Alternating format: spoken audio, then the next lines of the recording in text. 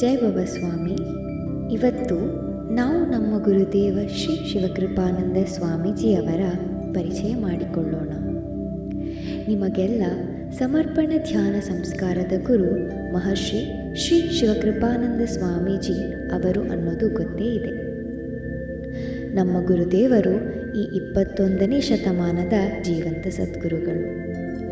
ಅವರು ನಮ್ಮ ದೇಶದಲ್ಲಿ ಹಾಗೂ ವಿದೇಶಗಳಲ್ಲೂ ಗುರುಶಕ್ತಿಧಾಮ ಎಂಬ ಹೆಸರಿನಿಂದ ಆಶ್ರಮಗಳನ್ನು ನಿರ್ಮಿಸಿದ್ದಾರೆ. ಅವುಗಳು ಧ್ಯಾನ ಮಂದಿರಗಳು. ಗುರುದೇವರು ಹಿಮಾಲಯದ ತಮ್ಮ ಗುರುಗಳಿಂದ ಪ್ರಾಪ್ತವಾದ ಚೈತನ್ಯವನ್ನು ಶ್ರೀಮಂಗಳಮೂರ್ತಿಗಳಲ್ಲಿ ಪ್ರತಿಷ್ಠಾಪಿಸಿ ಆ ಶ್ರೀಮಂಗಳಮೂರ್ತಿಗಳನ್ನು ಶ್ರೀ ಗುರುಶಕ್ತಿಧಾಮಗಳಲ್ಲಿ ಪ್ರತಿಷ್ಠಾಪಿಸಿದ್ದಾರೆ.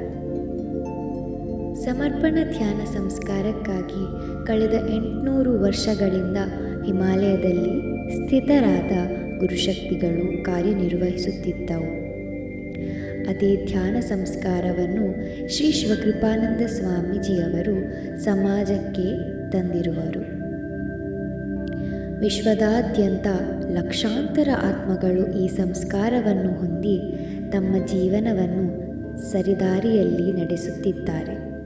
ನಮ್ಮ ಪ್ರೀತಿಯ ಗುರುದೇವರು ನಮ್ಮ ಭಾರತ ದೇಶದ ಮಹಾರಾಷ್ಟ್ರ ರಾಜ್ಯದ ಒಂದು ಸಣ್ಣ ಗ್ರಾಮದಲ್ಲಿ ಮಧ್ಯಮ ವರ್ಗದ ಬ್ರಾಹ್ಮಣ ಕುಟುಂಬದಲ್ಲಿ ಜನಿಸಿದರು.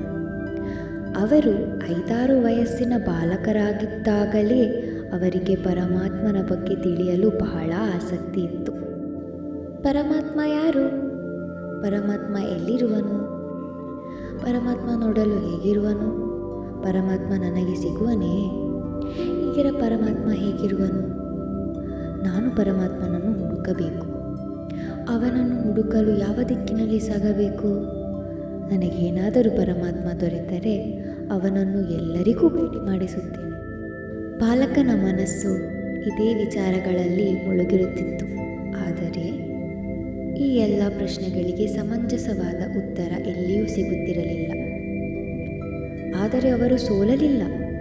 ಪರಮಾತ್ಮನನ್ನು ಹುಡುಕಿದರು, ತಮ್ಮ ಗುರಿಯನ್ನು ಸಾಧಿಸಿದರು.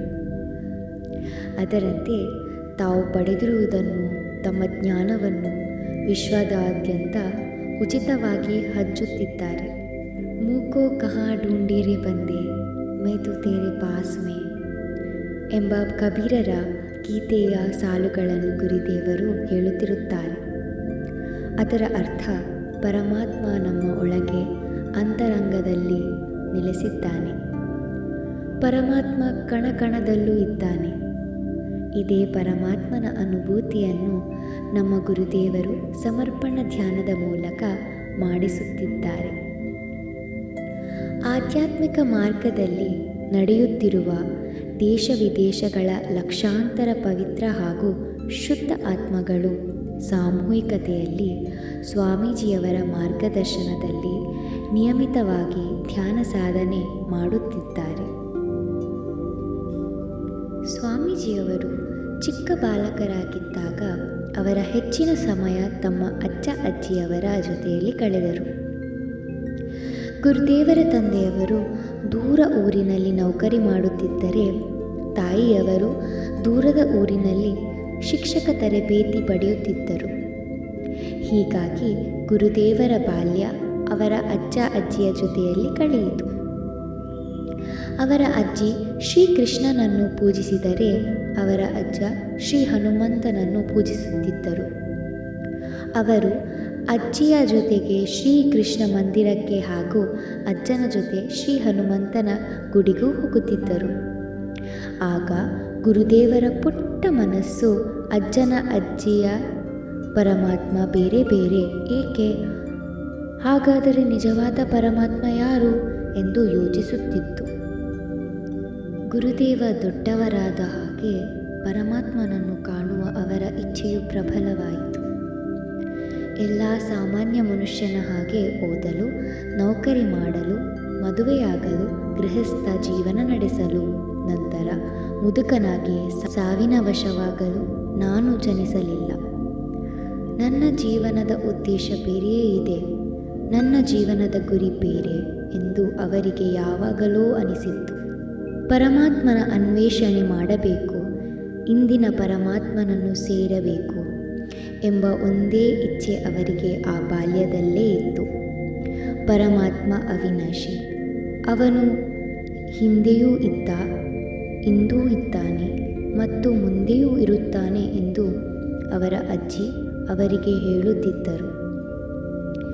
ಈ ಮಾತು ಗುರುದೇವರ ಪುಟ್ಟ ಹೃದಯದಲ್ಲಿ ಅಚ್ಚುತ್ತಿತ್ತು. ಇದರಿಂದ ಪರಮಾತ್ಮ ಎಂಬುದು ಯಾವುದೇ ಶರೀರ ಅಲ್ಲ, ಏಕೆಂದರೆ ಯಾವ ಶರೀರವೂ ಶಾಶ್ವತ ಅಲ್ಲ ಎಂದು ಅವರಿಗೆ ಅರಿವಾಗಿತ್ತು. ಅವರ ಅಜ್ಜಿ ಹೇಳುತ್ತಿದ್ದರು, ಇಡೀ ವಿಶ್ವವನ್ನು ನಡೆಸುವ ಶಕ್ತಿಯೇ ಪರಮಾತ್ಮ. ನಿನ್ನ ಬಳಿ ಆಯುಷ್ಯವೆಂಬ ಧನವಿದೆ. ಈಶ್ವರ ಪರಮಾತ್ಮನನ್ನು ನೀನು ಇದೇ ಜನ್ಮದಲ್ಲಿ ಹುಡುಕಬಹುದು. ಗುರುದೇವರು ಸಹ ಅಜ್ಜಿ, ನನಗೇನಾದರೂ ಆ ಪರಮಾತ್ಮ ದೊರೆತರೆ ಅವನನ್ನು ಎಲ್ಲರಿಗೂ ಭೇಟಿ ಮಾಡಿಸುತ್ತೇನೆ ಎಂದು ಹೇಳುತ್ತಿದ್ದರು. ಗುರುದೇವರು ಬೆಳೆದು ದೊಡ್ಡವರಾದರು. ಸ್ನಾತಕೋತ್ತರ ಪದವಿಯನ್ನು ಪಡೆದರು. ಅವರ ತಂದೆಯವರ ಆದಾಯ ಸೀಮಿತವಾಗಿತ್ತು. ಹಾಗಾಗಿ ತಮ್ಮ ವಿದ್ಯಾಭ್ಯಾಸದ ಖರ್ಚನ್ನು ಗುರುದೇವರು ತಾವೇ ಭರಿಸಬೇಕಿತ್ತು. ಗುರುದೇವರು ಕಲಕತ್ತೆಯ ಖಾಸಗಿ ಕಂಪನಿಯೊಂದರಲ್ಲಿ ನೌಕರಿಗೆ ಸೇರಿಕೊಂಡರು. ಕ್ರಮೇಣ ಅವರ ಆ ಕಂಪನಿಯ ಮಾರ್ಕೆಟಿಂಗ್ ಮ್ಯಾನೇಜರ್ ಹುದ್ದೆಗೆ ತಲುಪಿದರು. ಇದರಿಂದಾಗಿ ಇಡೀ ದೇಶದ ತುಂಬೆಲ್ಲ ಸಂಚರಿಸುವ ಅವಕಾಶ ಅವರಿಗೆ ದೊರೆಯಿತು. ಆದರೆ ಪರಮಾತ್ಮನನ್ನು ಪಡೆಯುವ ಗುರುದೇವರ ಇಚ್ಛೆ ಪ್ರಬಲವಾಗಿತ್ತು. ಅದರಿಂದ ಅವರಿಗೆ ಎಲ್ಲೂ ಶಾಂತಿ ಸಿಗುತ್ತಿರಲಿಲ್ಲ. ದೈನಂದಿನ ಜೀವನವು ನಡೆಯುತ್ತಿತ್ತು. ಜೊತೆಯಲ್ಲಿ ಪರಮಾತ್ಮನ ಹುಡುಕಾಟವೂ ನಡೆಯುತ್ತಿತ್ತು. ಗುರುದೇವರು ಪರಮಾತ್ಮನಿಗಾಗಿ ಯಾರು ಏನು ಹೇಳಿದರೂ ಅದೆಲ್ಲವನ್ನೂ ಮಾಡಿದರು. ಗುಡಿ ದೇವಾಲಯ ತಿರುಗಿದರು, ಪೂಜೆಯನ್ನು ಮಾಡಿದರು, ಉಪವಾಸ ಮಾಡಿದರು, 24,000 ಗಾಯತ್ರಿ ಜಪ ಮಾಡಿದರು, ಯಜ್ಞಯಾಗಾದಿಗಳನ್ನು, ಹೋಮ ಹವನಗಳನ್ನು ಮಾಡಿದರು. ಆದರೆ ಪರಮಾತ್ಮ ದೊರೆಯಲೇ ಇಲ್ಲ. ಅಜ್ಜಿ ಹೇಳುತ್ತಿದ್ದರು, ಪರಮಾತ್ಮ ನಮ್ಮ ಒಳಗೆ ಇದ್ದಾನೆ.